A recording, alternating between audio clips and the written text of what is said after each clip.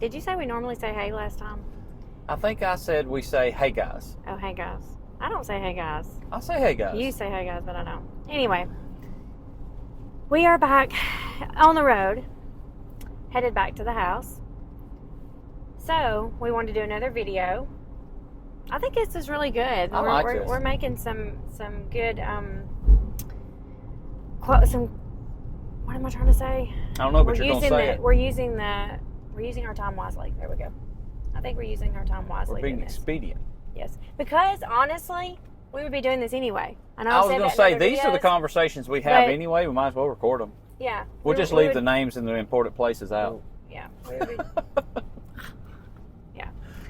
No, we'd be doing it anyway, so we might as well record it. So I think it's great. Anyway, so as we talked about in the last video, that we kind of started talking about foundations and building our foundation in our marriage and how important that is.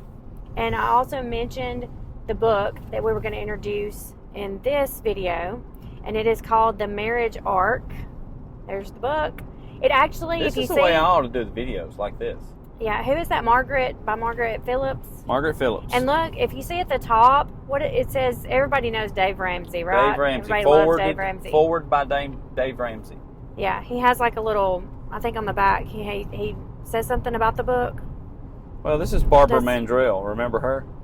Yeah, but I think he says something. Maybe.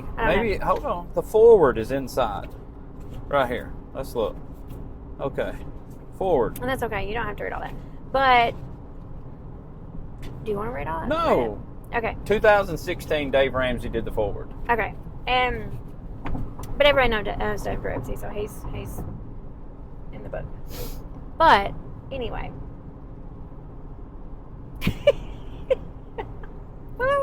What anyway? Okay. So, Chris is going to read. Now, this is normally me, so this is really weird. But Chris is going to read. Are you sure you're up for it? I'm up for it. Okay. He's going to read a few. I've been psyching myself up for the last 33 seconds. Okay. Yeah. When you were doing this. While I'm just going in circles. Yeah, when you were doing this. I know. It just happens sometimes. Sorry. It just happens. Yeah. You're driving. You're concentrating. You're multitasking. Something women are really good at. Yeah. But he's going to read a few inserts out of the book, and then we're going to talk about it. I think it's a great book. It is. You need to check it out, and it's a great book. It's a good book. Go ahead. Talks about Noah and the flood, the marriage arc. Probably some of you already got that when you saw the title. The marriage arc. So, I'll pick up with just a little excerpt here, and let me put this plug in there too. When we talk about reading books, we're talking about you as a husband and a wife, or you as a potential husband and wife, as a couple sitting down and actually reading the book together and having a conversation. Let these little chapters or points spur a conversation like what we're going to do right now. So we're just trying to give you a little example of how we use wonderful books in order to try to spur a little more communication from each other. Maybe we generate ideas that we need to implement into our life based on these things. But for the most part, I would tell you that any book has something for you, even though you may say, well, that book doesn't really apply to me. It may not, but in the long haul of life, something in that book's gonna kindle a little bit of something in you to do better, to improve. So I wanted to mention that before I got started. Now I'm supposed to be right here. All right. So the book says, God gave Noah a plan to survive the flood. And Genesis 7:5 says, and Noah did according to all that the Lord commanded him. God told Noah exactly how to build a shelter that would save him and his family. Exactly. He gave him blueprints, specific measurements, even what kind of material to use. The ark would serve as God's provisions, as his place of safety and protection in perilous times, and finally, as God's instrument of deliverance. There is no record of rain having ever fallen on the earth before the flood. Noah was about to embark on an unknown journey, a kind of maiden voyage.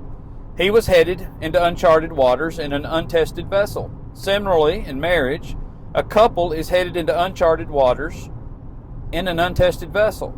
While the couple may have loved each other, While they may have been previously married to others or even have lived together, these two people about to wed have never been married to one another before. Therefore, they have not tested the strength of the marriage vessel or their ability to navigate new waters. It is a journey into the unknown. You will find the latest statistics generally occur with these figures.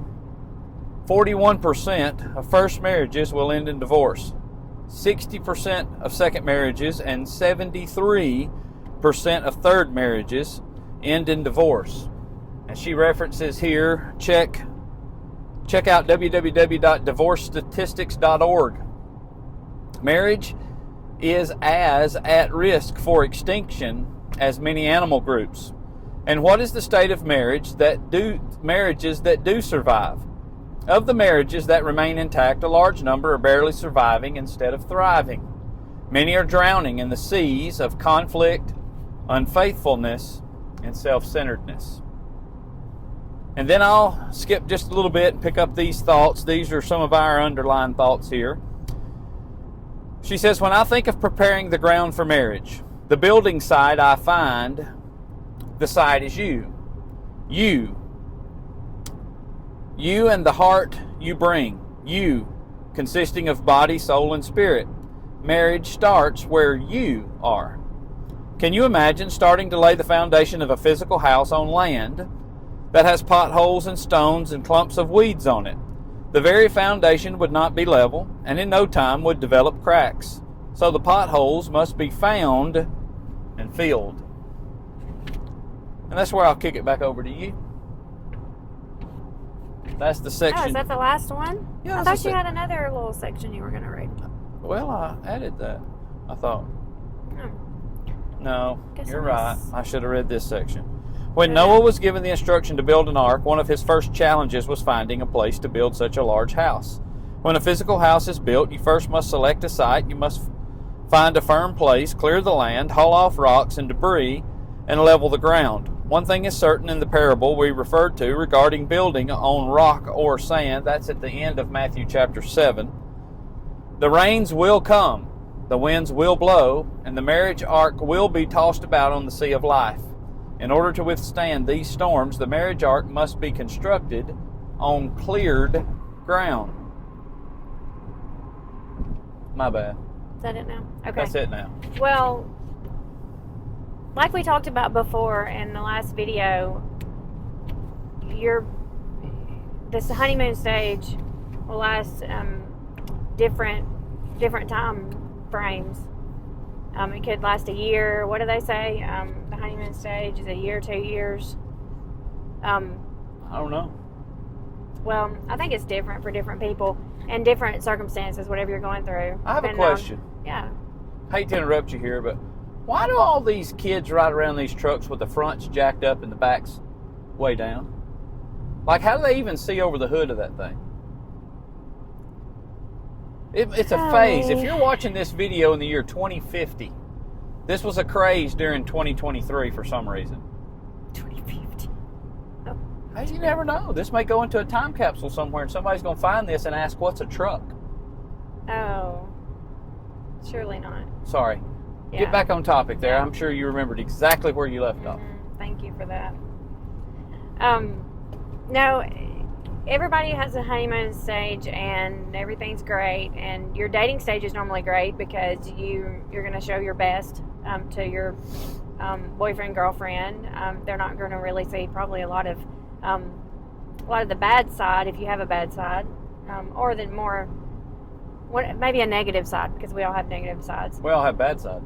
We're not perfect, but they don't normally see much of that when you're dating, and we talked about that. We talked about toxicity and things like that. But after the honeymoon stage, then what? Then what? When do you have what it takes? And I think that's where this comes in: is do you have what it takes to withstand the storms of life together with your spouse in your marriage arc? And that's why I think that's it's so a good great. example. Yeah, because it's going to, and I love the I love the little the little kid song about the wise man built his house upon the rock. He did. The foolish man built his house upon the sand. I'm not going to sing it because I'm a horrible singer. But and you do this and number I have a right here. horrible voice. Yeah, but I love that, thinking about that you can't have a good, strong marriage unless the foundation is sturdy. And that's where part of that comes in from the last video, is starting this before you get married.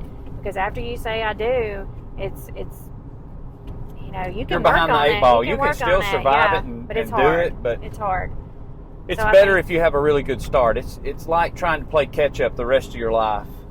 And we have lived that life. We got married early. We had a child very early, and from the jump, we were behind the eight ball. So we can did tell not have you, a firm foundation. We did not. And it crumbled. It crumbled. Yes. It crumbled. So, what's some ideas that you think make a firm foundation in a marriage? Well, one of the things that I think is a very good thing is to know who you are. So oftentimes we don't even know who we are when we get married. We know that we want to be a firefighter, or we want to be a police officer, or we want to be a rocket scientist, or we know what we want to be, but what are you? And we teach our kids this from very, very early ages. You know, hey, little Johnny, what do you want to be when you grow up? Well, how many of us are actually encouraging our children to grow up to be strong, healthy Christian men who have godly wives and raise a home that's dedicated to the cause of Christ?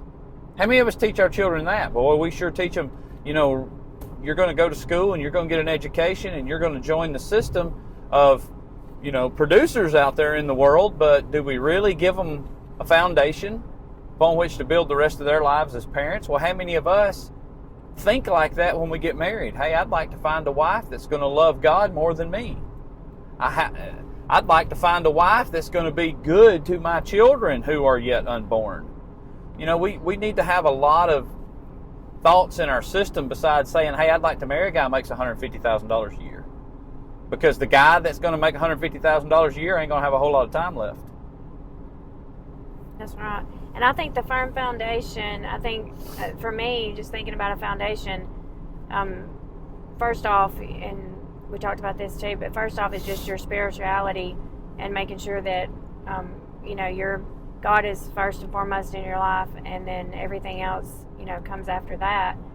Because if you do that and you put God first in everything you do, and of course in your marriage, then everything else will, not that you won't have any problems, but you will deal with them a lot different than if God's not in your life and first in your life. So I think that's a big foundation first. And then, you know, a lot of things, and we didn't do this either, but some people get married before they're even, like you said, they don't even know who they are, but also they're not grounded as far as temperament. Yeah, everything. And I mean, even what, not saying the $150,000 job, you know, I mean, if they make that, fine, but I'm saying like just being grounded in their career or what they're going to do to support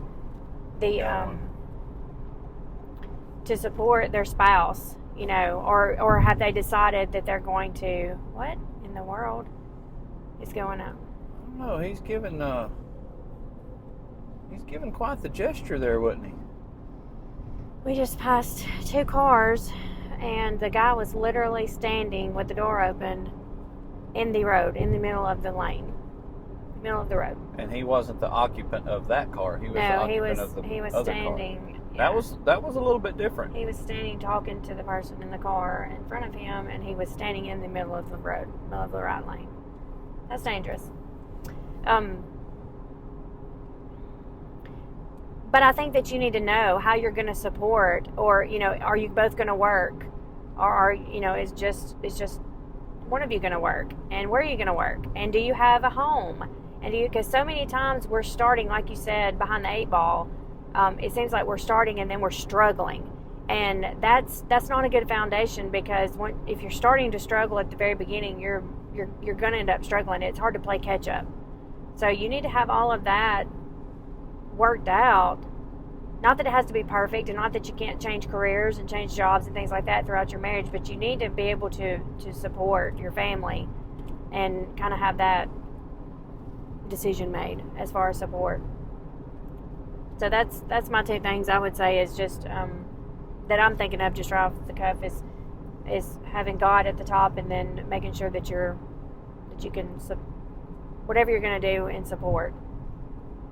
Because when that's not right, you said one time, but remember when you said one time, if you don't have, or maybe you did a lesson on this, but when you don't have the essentials, the essentials, just like the regular essentials, then it's hard to do anything, have anything else, or think about or focus on anything else. I think that can apply to marriage also. That was the hierarchy of needs. I think that was by Maslow. Mm-hmm. And he basically put together a human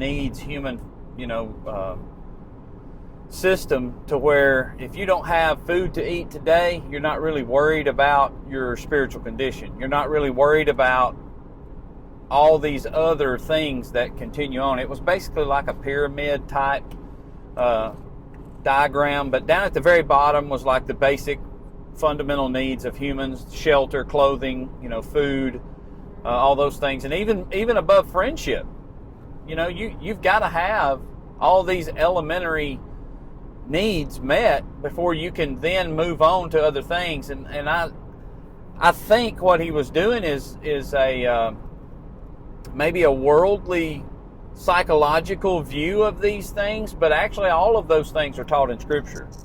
That there's certain fundamental things that have to happen in your life for you to be able to progress spiritually, even looking forward to or striving for a home in heaven. You have to do all those kinds of things. So you can look into that. I think his name was Maslow for that. I mean, not that a homeless person can't have the wherewithal to become a Christian, in the grand scheme of it. But I'm just saying that But it's hard to have time to sit down and study your scripture book when you're worried about what you're going to eat. And it's hard to focus on your marriage when you're struggling, with other things. When you're running 90 to nothing out there, trying to keep the lights on, trying to keep food on the table. I think that's part of the foundation that you need to have. And I also think that's part of the world in which we live, to where they keep us in a struggle all the time. Our society is built for the nobles. It's built for the wealthy. It's built for those who are on top. All the rest of us who are down there in the bottom, we're just trying to make it. And society itself really isn't supportive of each other. We're supposed to be, but it's a dog-eat-dog world out there. You either catch up or you get run over. So you keep up or you get run over. So I don't know about all that, but one of the things that I think about with the ark, when you read the description of the ark, it was basically like a barge.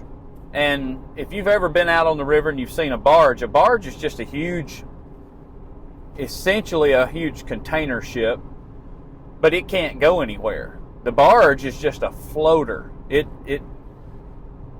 disperses enough water for it to float itself. Then they load the cargo on it, but still it doesn't go anywhere. And I don't know that the ark had any propulsion, any method of direction. We didn't know it didn't have sails on it. It may not have even had a rudder or any kind of guidance mechanism on it. So it was essentially something to get them away from the destruction that was going on behind them or below them, or however that description might be. But the ark rested wherever it rested. So it wasn't like they were headed for a destination. And another thing that I think about also, these large ships, I guess even a small little fishing boat, if you're not moving, you can't control where the boat's going. It's hard to control where the boat's going sometimes in the water, but if the water is not moving through the propeller, or the propeller is not moving the boat through the water, you can't steer the boat. So if we're not progressing, heading in one direction laterally, it's hard to maneuver the directional aim of the boat. So we can't sit stagnant in our marriages. We just can't, because you're not going to get anywhere. You're definitely not going to advance, to the next place in marriage that you want to be if you're just sitting stagnant like a, you know, a bobber out in the middle of the water. You have to have some direction. And what we're trying to do, and what few little videos we can put out there, is to encourage you to seek some direction, but not direction according to what you think, not direction according to what you demand or what you insist upon having. The marriage is a unified effort. It's a unified vessel heading together. And that's really what we ought to be thinking about, is where can we go together? How can we get there together? And how much do I need to put in on my part of the marriage to keep us going in the same right, correct direction? Does all that make any sense? It does. I think the arc is it. There's a lot of other things in that book that are really good. You gonna give us some more videos out of here? So we will. Yeah, I think we should do some more videos out of that and read some more inserts from that, because it's really good. But I think that's great. And like the point of, well, thank you. Why are we passing us and getting in front of us and slamming on our brakes? I don't know. Hey, this is good, because it's going to keep us Christian-like, and not have our road rage and act ugly. I don't road rage over here. Yeah, I don't either. I don't even blow my horn, because I hate when somebody blows their horn at me at a red light. So even if somebody, I guess, deserves to have the horn blown at them, I don't blow my horn. I was going to switch it over and get that tag number for everybody on YouTube land, but that wouldn't be smart. Don't do that. But anyway, what I was going to say was I thought it was pretty cool, the point that said in the book that it had not rained before the flood. And here's Noah building an ark on dry ground. On dry ground. So saying like an example of that in your marriage is you have to be prepared. Okay, hold on. That's the only negative part to doing this as you're driving down the road. Well, it looks as if he has plowed a field with that Camaro. Yeah. You have to be prepared for what is going to happen that hasn't happened. You can't say, this hasn't happened yet, this is not going to happen. No, there's no way this would happen to us. We're not going to go through this. Because just like Noah he prepared because God told him to, and he had the faith and God told him to. And he never even seen, well, no, not rain. He had never seen rain. Yeah, so. Water came up from the earth as a mist and watered the vegetation. So just because, there's things you haven't seen that may come up in your marriage, and you can't be naive to think that it won't ever happen, because problems and situations and struggles come up and happen to the best of us. So I think that's a good point. Be prepared. Be prepared and have a good foundation for your marriage. So when your foundation is sure, it can take you a little further because you have some preparation in it. Yes. Do not have cracks in your foundation. Do you know why? This is a trivia question. When you drive down the road and you see all the little black squiggly all over the road, like where they've patched it or repaired it, do you know what all that squiggly is all over the roads? It's where they're putting tar or material down into the cracks, because in the wintertime, when the water gets in there and it freezes, it'll freeze and bust the road open and make the cracks bigger. So they're trying to seal off the cracks. You'll see them doing it before winter. They're trying to seal off the cracks to keep the road from busting during the winter. They're trying to shore up the foundation. Interesting. You're just full of useless information. Absolutely no purpose for it. It's wasted space in my brain, but I have a lot of it. All right. Well, until the next worthless trivia question comes along, we'll see you guys next time.